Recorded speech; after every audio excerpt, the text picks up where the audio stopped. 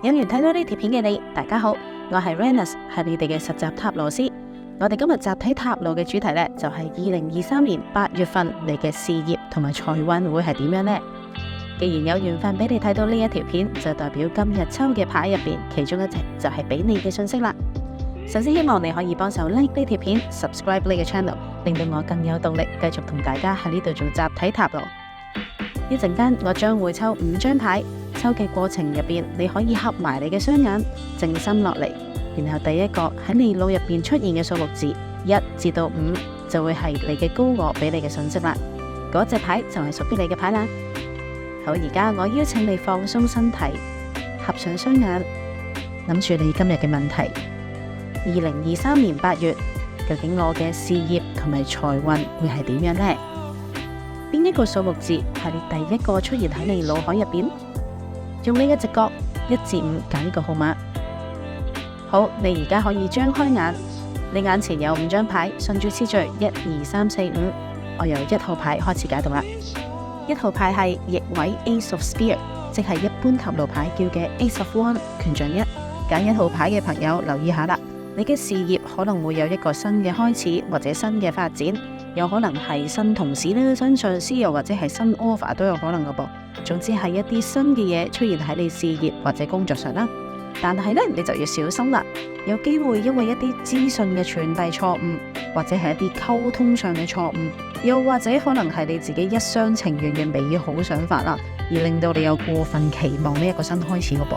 但有期望呢係唔緊要嘅，最緊要係同時都要諗一諗最壞打算嘅後備方案係點樣。如果我都提一提你，有陣時目標同埋願望都仲係有分別噶，記住要冷靜少少，諗清楚呢個選擇係一個可以達成嘅目標，定係只係你一廂情願嘅願望呢？2號牌正位聖杯7 Seven of Cups， 揀2號牌嘅朋友，你喺事業或者金錢上係咪正要做出一啲選擇呢？一啲令到你有無限嘅想象力，幻想如果揀咗其中一樣，個結果會係點之類嘅嘢，可以實現一啲好遠大嘅夢想嘅事情。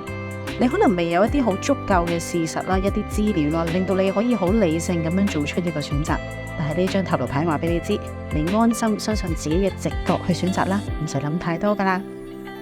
3號牌正位錢幣皇帝 King of Coins，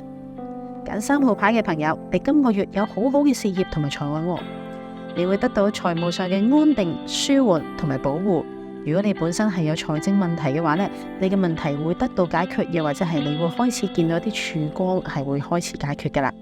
你可能會揾到一份收入唔錯嘅工啦，又或者係得到一啲財務上嘅資助，又或者係啲禮物，係一張唔錯嘅牌嚟嘅。但同時呢張牌都代表一啲同經濟財務有關嘅行業、人物或者係範疇，可能係銀行啊、地產啊、租務等等都有可能嘅。如果冇頭緒，你嘅財運發生喺邊度嘅話呢，可以向住呢一個方向諗諗，可以把握下機會。再睇多一次啦，可能銀行啊、地產啊、租務啊嘅行業啦、人物或者範疇有關都有可能噶。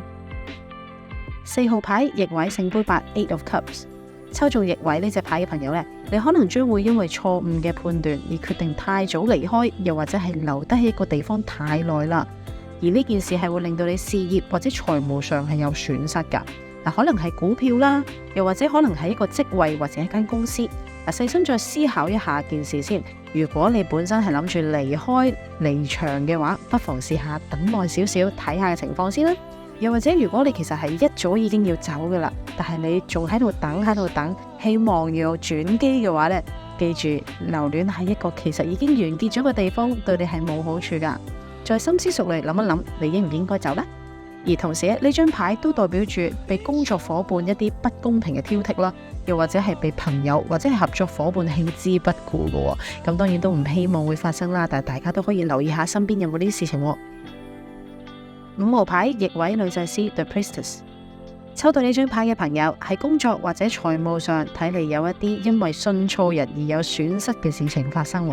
你可能收到一啲假消息啦，或者係信錯一啲你好信任嘅人啦，例如老師啊、教練啊、一啲有權威嘅代表啊、一啲網上會討論一啲評論員啊等等嘅，而令到你選擇相信佢哋，而唔相信自己嘅直覺，而做咗一啲錯嘅決定。令到你自信心大減啦，可能會失望等等嘅情緒都有嘅。呢張牌嘅逆位呢，都代表住有一啲秘密被揭發咗出嚟，而呢啲錯誤決定都可能係因為呢啲秘密而導致呢啲損失事件發生，又或者係被揭發咗呢件事出嚟嘅。好啦，以上就係關於你2023年8月事業同埋財運嘅1至5號牌解讀啦。歡迎喺下面留言話俾我知你抽到邊張牌，你又有咩感覺呢？呢個 channel 會定期推出其他主題嘅集體塔羅。如果你哋諗到一啲塔羅嘅問題想我去做嘅話呢，都好歡迎喺下面留言話俾我知噶噃。大家記住 like、subscribe、share 呢個頻道，撳埋個叮叮鐘，有新嘅集體塔羅嘅時候，你就會收到通知噶啦。我哋實習塔羅師 Venus，下次見啦，拜拜。